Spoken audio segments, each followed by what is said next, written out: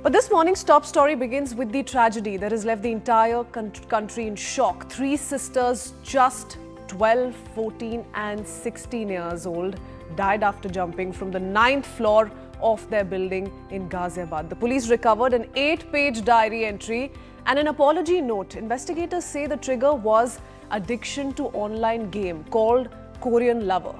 Now, a game that had completely consumed their lives. This is an incident that has once again raised uncomfortable questions about how deeply children are getting pulled into screens. Medical research is showing that it's not just behavior that's getting affected, it's also the brain. Studies show heavy screen use is linked to lower white matter growth in brain networks that control executive functions like focus, decision-making and also self-control. Researchers have found significant changes in tracts connected to the prefrontal cortex, the part of the brain responsible for judgment and impulse control. One key pathway called the forceps minor also showed reduced brain connectivity across more than 50% of its length. Another major tract, the anterior thalamic radiation, which connects deep brain structures to the prefrontal cortex, also showed reduced development. The arcuate fasciculus, critical for language and communication, was also found to have weakened structure in heavy screen users. Scientists say these networks directly affect attention. They affect planning. They also affect emotional regulation in children. The mental health fallout is equally serious. Teenagers with high screen time show nearly 3 times higher depression symptoms. More than 25% of heavy screen users, they report depression. In comparison, less than 10% of teens with lower screen use, they show similar symptoms. Now, even after adjustments, spending over 4 hours on screens daily is linked to higher mental health risk. Over 27% of high screen users report anxiety. Only around 12% of lower screen users report the same. So that's the difference essentially. Overall, heavy screen use is seen to double anxiety risk.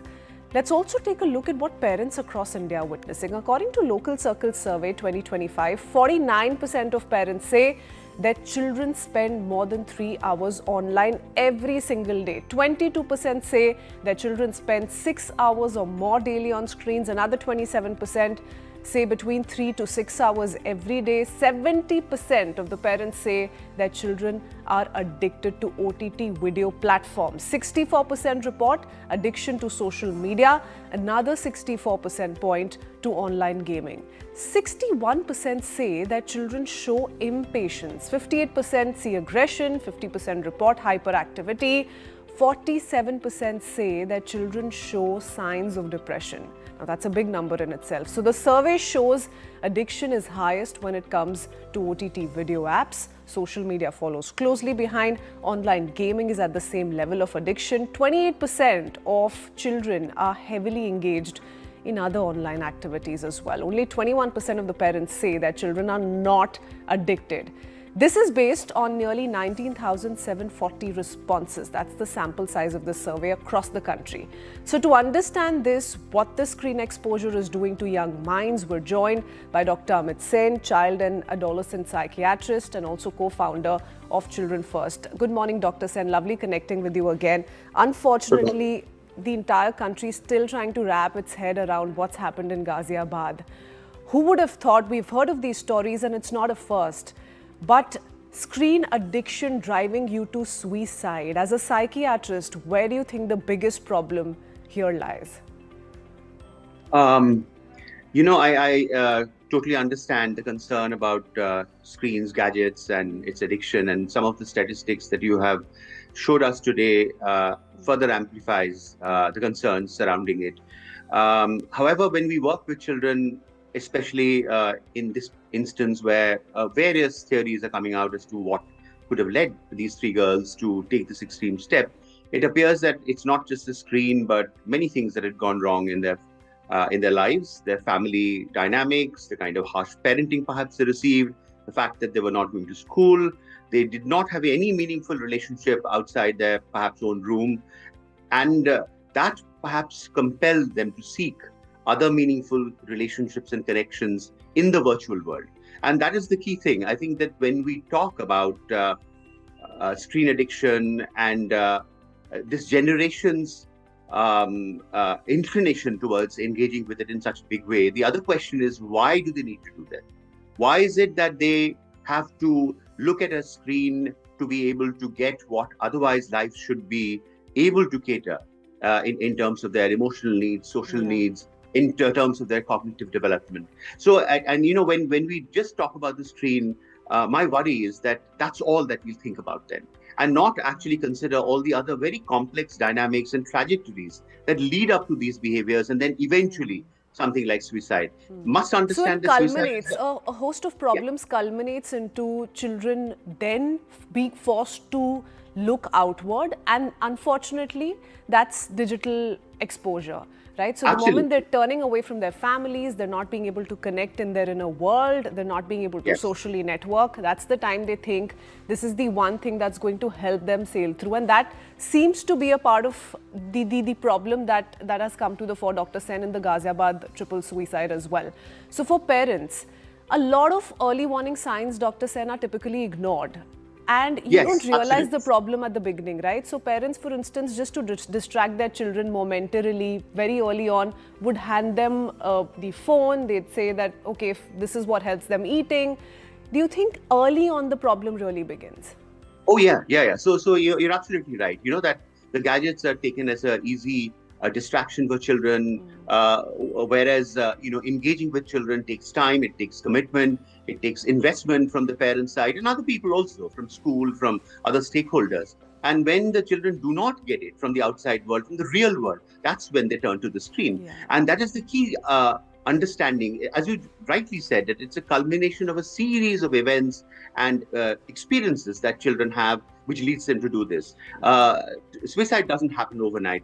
There's not one little trigger that causes it, or even a one big trigger. It's a culmination, as you just said, of a series of emotionally distressing experiences which can go on for months and sometimes for years. And then eventually it begins to show up as suicidal behaviors. So if we just pin all our blame and hope even from this space of gadgets and social media, then we'll be missing a lot of other complex dynamics that's happening. So that's one part of the story, Dr. Sen. The other part is the challenge that comes with games like Korean Lover in this case. And we've heard of these problematic games in the past as well. What's happening to a child's psyche when they're chasing a game so high on rewards points that's driving them to taking an extreme step such as suicide? So if one of the stages of the game asked them to commit suicide or jump off the 9th floor or wherever they were staying, what is essentially going on in their mind? How are they being able to give in to that kind of a trick? Of course, absolutely. So, these apps and these games that are designed, it's to actually hook children, and they're exploitative. They are actually money-making devices for many other people out there, and they will do anything to keep these kids hooked. And as we have known that in the past also there have been apps and games like this which have compelled children to take. Is it dopamine alone? Is it the reward system? What really happens to a child? Yeah. Sure, absolutely. See, again, if they feel that their identity, gets recognized, they feel a sense of connection and relationship in a space which is all-encompassing in their lives, then they become a lot more suggestive. And as you said in your initial slide, that a lot of the other things that otherwise you expect to develop in a child in terms of understanding their own feelings, impulse control, focus, language development, they do get hit when a child is doing more than so many hours of screen. The screen is detrimental. There's no question about that. I'm not absolving screens and gadgets from it. No doubt it has an impact. My big question is that how do we actually solve for it? If we only ban screens, as was done in these girls' case, and it is done by so many parents who come and visit us, that they become worried about it. I'm sure they do it with the best of intentions. They don't want their children to be. And a strict no, do you think also ends up being counterproductive, especially for adolescents and teenagers? The moment you say you can't do this, they're going to want to do it even more. Oh, absolutely, absolutely. You drive them even further away from you. So the thing to do is actually to try and build relationships with your child, to enter their world and understand what they're deriving from it, and create very, with a lot of thought and a lot of, your own resources to be able to create spaces which will give them the same in the real world. How do they make real relationships? Do they have spaces to go and get entertainment, play sports, do art, do something creative which gives them a sense of self, connections outside the home? So, and if you're able to create that, then many children would leave the screen and go and do that, which is all perhaps even more rewarding, isn't it? But if we are not able to do that as a society, as a community, in schools, the pressure is only academic. If you do not perform beyond a certain level, just like these girls, And they in stop this going case, to. unfortunately, the girls could not perform academically. I don't know, was Absolutely. isolation what was driving to that them to the point of feeling distracted to this extent? I mean, the suicide note in itself is heartbreaking. Dr. Sen, one quick question, and you need to quickly give me this answer in 30 seconds. We're running out of time. So, Yeah. given all of this, given the challenges that India has also been staring at, are you in favor of strict regulations or a complete ban on, let's say, under 16s? Yes, yes, absolutely. I'm for strict regulation, whether it is 16 or 14, that people can come together and decide. It is important to bring regulations in that space. But all I'm saying is that that is not the only thing. That is the last stage of what we are looking at. There are many things and trajectories that lead up to it, and we have to address all those as well. Dr. Sen, thank you so much. It's always lovely chatting with you. Thank you for joining us on the Breakfast Club.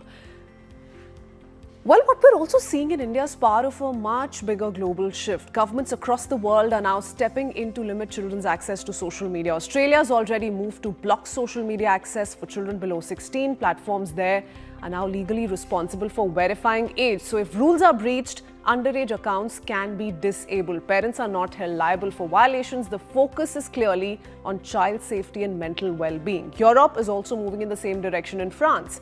The government is pushing for social media ban for children below 15. Platforms will need parental consent for minors. Strong age checks are also being built into applications. The move is aimed at curbing online harms and addiction. In Spain, very recently, now the government has announced a ban on social media for children below 16. Prime Minister Pedro Sanchez, in fact, has said platforms have turned into spaces of addiction, abuse, and manipulation. Listen in. Spain will ban access to social media for minors under the age of 16. Platforms will be required to implement effective age verification systems, not just checkboxes, but real barriers that work. Today, our children are exposed to a space they were never meant to navigate alone. A space of addiction, abuse, pornography, manipulation, violence.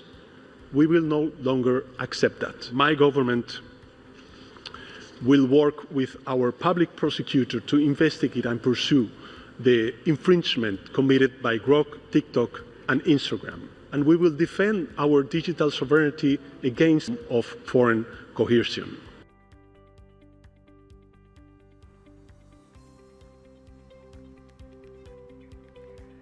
Okay, so you heard the Spanish Prime Minister there, but do remember there is a debate that's currently taking place in several parts of India. In Andhra Pradesh, for instance, a TDP MP has introduced a private member's bill in Parliament. The proposal seeks a social media ban for children below 16. Platforms would be held responsible for age verification. Underage accounts could be disabled. The bill has been framed as a child safety measure.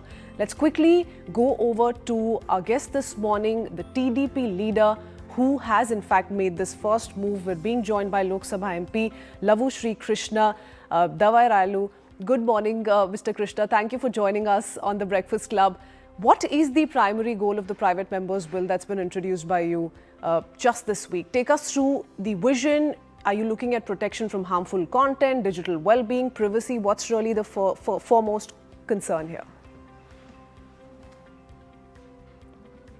The vision of this act is to make sure that children below age of 16 and below age of 16 not to have access towards social media and all these platforms, which are very addictive in nature, which are creating this peer competition and which are creating this memory loss, and loss of confidence. All these effects, and also along with all this, the children are not when they're at the age where they're going to have to go out and spend time, play with the people, and mingle with fellow children, and have the teamwork going, team building happening. Those things are completely missing with the children. That's what we are observing, not just from one place, one city, but across India, across the world. So this is the vision, basically, to give children space and time to go explore and meet other children, play with them, spend time doing activities rather than spend time scrolling things that are very addictive in nature. Rather than being glued to your phones and your gadgets all day long. Mr. Krishna, what safeguards are being included, at least in the proposal that you're pushing for, to ensure age verification data is not misused? Because that's a big concern. How, there is no sharing of data without consent. How are you really looking at tackling these challenges personally?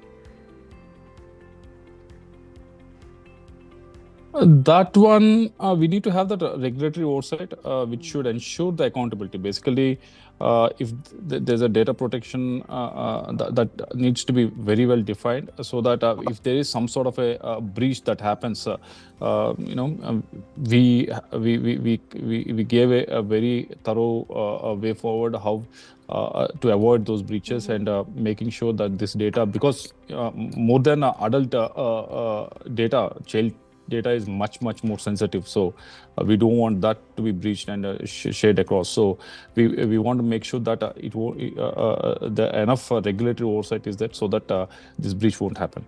Sure.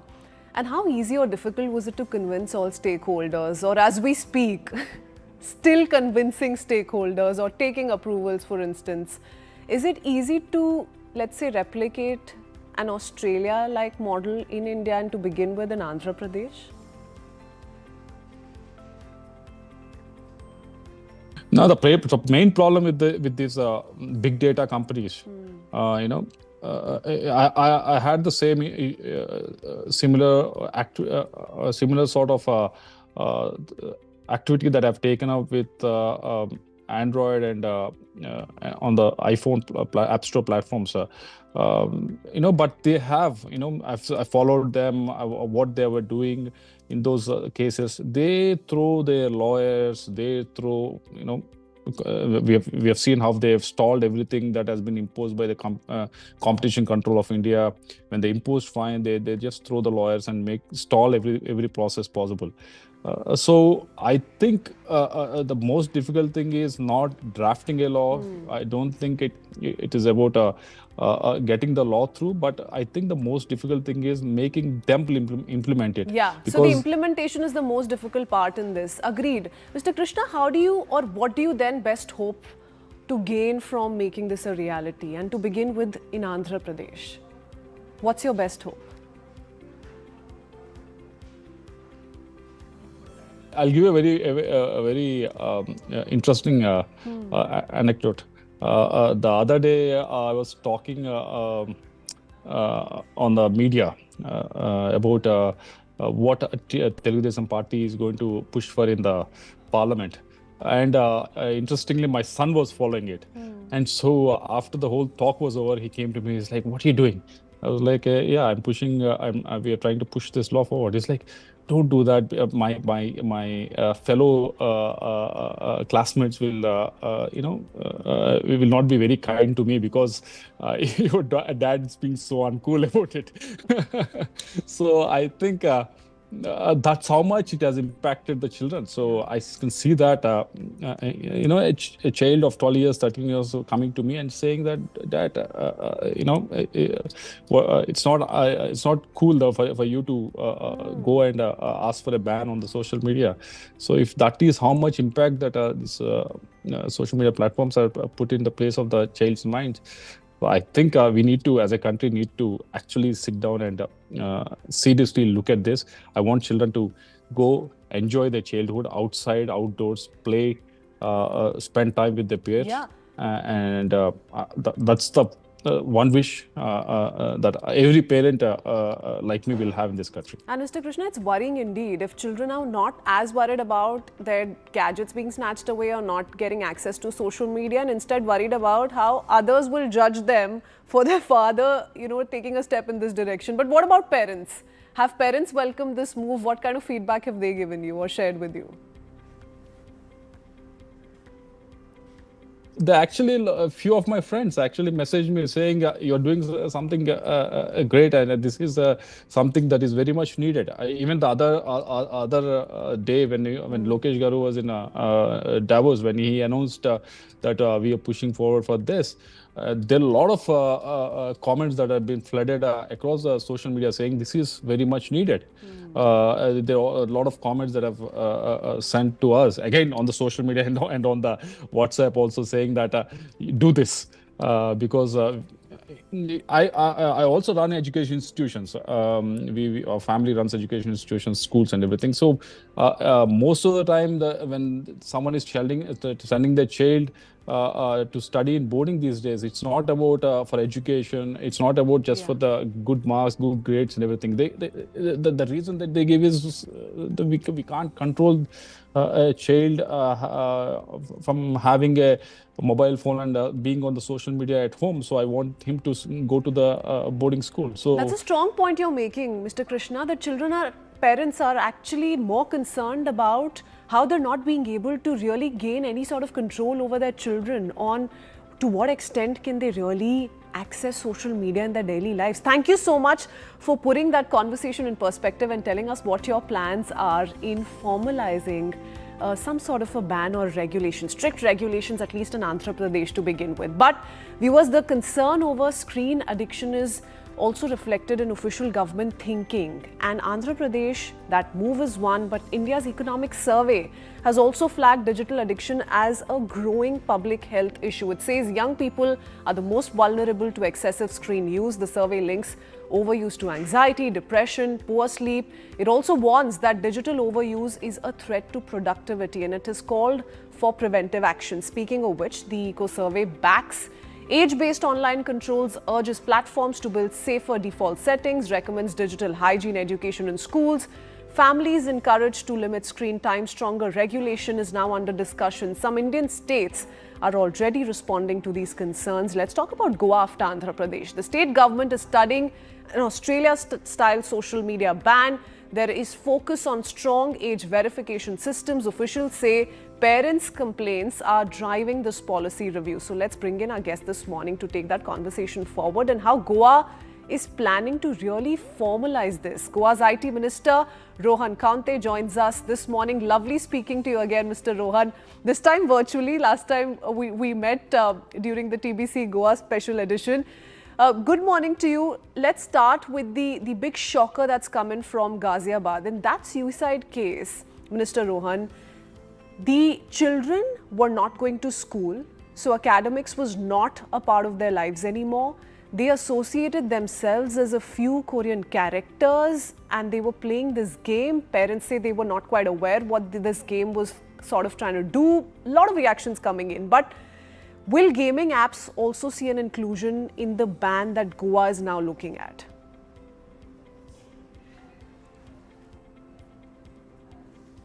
Today, the case which came up in Ghaziabad is quite alarming. 3 sisters from the same house just being influenced by some Korean game, not allowed, end up jumping from the 9th floor of a building and committing suicide. I think this is very alarming. This is something which we need to, every government needs to take cognizance of. This cannot remain only on surveys. This cannot be only remaining on this population level continuance. It might be a small population state or a big one. End of the day, we need to look at the well-being. We need to look at the productivity of the child and how you can contribute later in terms of the state and the country as a citizen of this country. That is why when we talk about Goa's task force, we think about benchmarking against all these models which I have been talking to you about. Coming to what you are talking about, anonymous accounts, VPNs and whatever the rest of the issues you have taken up, we do acknowledge this, and we also know that whatever topics we have taken, we need to tune in with the centralized, it's a centralized subject, And as a state, it is our part to ensure that we take it up with the IT minister concerned at the center and take it up very strongly and put our case very strongly so that they are able to understand what is happening at the state level. Anonymous accounts, fake account declarations, VPNs and proxy servers. These are all things which are a part of the system because end of the day, there is no certification process. You don't have any centralized age verification system which is across any platform. So maybe the tech companies also need to be grouped in. Tech companies who provide this platform also need to be done. So one is the intent. And how do you plan to do that, and one is the Minister? enforcement. You spoke of a very critical point, which is how any sort of a directive that comes in from state governments, at least for now, should not push teens towards these unregulated sites. So something has to be done on a serious level to address that concern too. But how will Goa look at platform compliance? How do you ensure regulation, especially in terms of how the onus also to an extent will have to lie on tech giants? We can recommend platform accountability. We can ask the tech companies to be together collaboratively. It is in the longer run of things that we need to put in. Enforcing a ban, taking action, penalizing somebody is very easy. But at the same time, while enforcing this type of things, it is very difficult to find the actual way of doing it. So enforcement should start, as I just spoke to you some time back, that when you ask me about the support systems, as we create awareness, we need to move very positively of putting this thing across. We cannot keep saying who is going to take the onus on them. It is a shared responsibility, and we are ready to take this shared responsibility to ensure that Goa as a state is able to create demographic dividends out of these youth who are passing out for the 10th standard or below that, who should give more time to reading, more time to education, more time to the playground, go and play, be more social, rather than getting into a small room and having this social risk, having these other things coming, psychological risk coming in. And very importantly, we are all the time missing out on cyber security risk. This is something which every age group, not only 16, even a senior citizen is going through this today. I think we need to come with some things and alignment with the center. Sure. Minister, you've spoken of a host of steps that Goa is likely to take, and you spoke of a task force. Now, what stage are we currently at? Yes, Goa wants to think very seriously about an Australia-style ban on social media for teenagers. What stage are you at currently? Goa is a small place, so deliberation and task force formation is happening at the same time. So maybe if you ask me a question 1 month down the line, a lot of water must have flown, and you will find a lot of things already moving in this direction of in terms of deliberations, putting a task force in place, and ensuring that we are able to come out with one roadmap or one paper which talks about how we need to move ahead as far as the social media ban on children under 16 is to happen. Minister Rohan, many thanks. Appreciate you joining us on the Breakfast Club. Possibly we're going to next connect when Goa formalizes something on social media ban for teenagers. For now, thank you so much.